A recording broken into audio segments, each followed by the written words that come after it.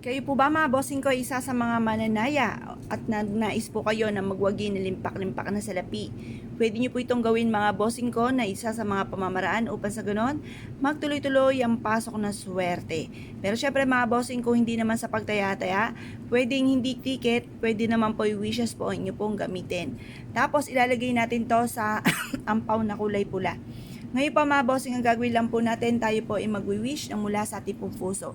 Sabihin po natin, nasa pamamagitan nito, tayo po ay mananalo na ng jackpot. Makakamit natin ang lahat ng ating mga pinapangarap. Banggitin ang mga numero na nakasulat po dito or kaya yung inyo nga pong alagang numero na tinatayaan. Sabihin nyo po, mananalo na ako ng jackpot. Ngayon po mga bossing, kung hindi naman pagtaya-taya, i-wish po dito, kumuha kayo ng isang malinis na papel. Pero sabi nga po ay mas maganda mga bossing ko ang kulay brown na papel. Kasi ang brown ay sumisimbolo ng pera. Di ba sabi nila, pag may dumapo sa inyo na brown na paru-paro, sinyales na may magandang kapalaran na naghihintay or may pera kang darating. May tumalon sa inyo na brown na paru-paro, sinyales din po na may maganda kang kapalaran na naghihintay. Maganda ang kulay brown mga bossing. Kaya mas mainam, dyan kayo magsulat ng wishes. Kung ano yung nais po ninyo. At pagkatapos, ay sunugin po natin ito mga bossing ko, itong ating dahon ng laurel. Tapos yung pinakaabo po nito ay ilagay nyo po dito sa ating ampaw. At tapos ilagay nyo po yung ating pong ampaw sa may altar. Ngayon po mga bossing, gawin nyo po ito ng mga 6:30 or kaya po yung alas 7. Matatapos sa paggawa natin ng mga pampaswerte hanggang alas 8 lamang po ng umaga.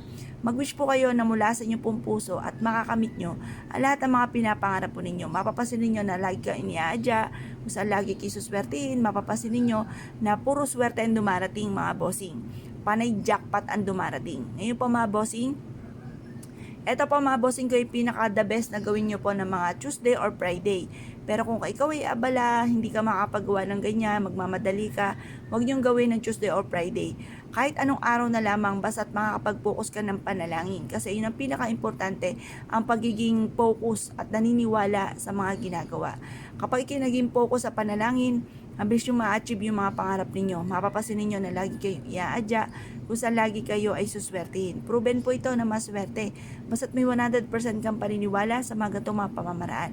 Gawin nyo po ito mga bossing ko nang walang gamit na sana, direct to the point. At mapapasin ninyo na kayo po mga bossing ko, kung naman yung hinihiling ninyo, mabilis nyo itong ma-achieve. Kasi ako din dati, lumilipad yung isipan ko habang ako ay nagwi-wish. Hindi nagkakatotoo ang aking mga kahilingan. Ngayon po, ang ginawa ko, basta ko ano yung wini-wish ko nang nagmumula sa puso yung nais ko, siyang binubukan na aking bibig at yun din po ang nasa isipan ko mga bossing.